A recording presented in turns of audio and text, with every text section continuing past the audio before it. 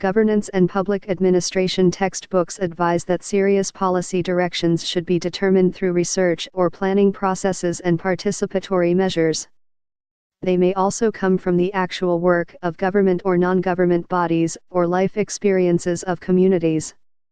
But it is not often that major policy shifts are done through crowdsourcing, which is what Network Revolution and other similarly inclined organizations seem to want to achieve through their call, mainly made online through social media and crowdfunding platforms, for a mobilization on November 30 to support a shift to a revolutionary government or RevGov. While it is true that political changes have occurred that also included political mobilizations, such as EDSA 1986 and 2001, the approach of the groups calling for RevGov is patently different. It involves a seemingly straightforward three-step process that begins with downloading a declaration and joining gatherings on November 30 or through live Facebook feeds that will be documented through videos and photos.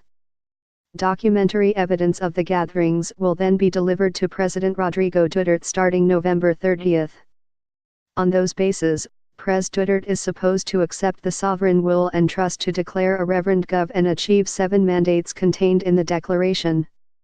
The mandates include the scrapping of the 1987 Philippine Constitution and the establishment of a federal system, the eradication of corruption in both public and private sectors, strengthening security through an Internal Security Act and modernization of the Armed Forces of the Philippines, AFP, and the Philippine National Policy, PNP, bearing down on syndicates engaged in illegal drugs and other criminal activities, and opening the economy to all who want to support our country's development. What is not to like about this call for RevGov? The declaration acknowledges people's concerns about an unresponsive political system used by the political elite and oligarchs to further their own interests. It claims provenance from the globally held principle that government's powers emanate from people's sovereign will. It requires nothing more than accessing a file, joining a one-time mobilization in person or online, and posing for documentation. Voila!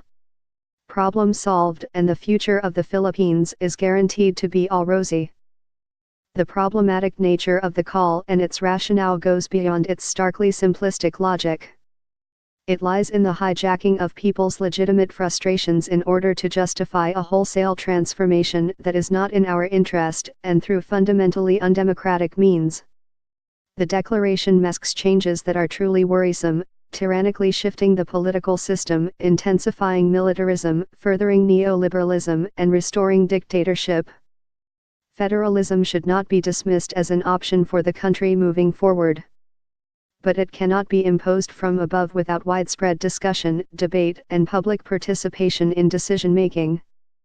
A solution unilaterally coming from the top is pathetically inconsistent with the decentralizing nature of federalism.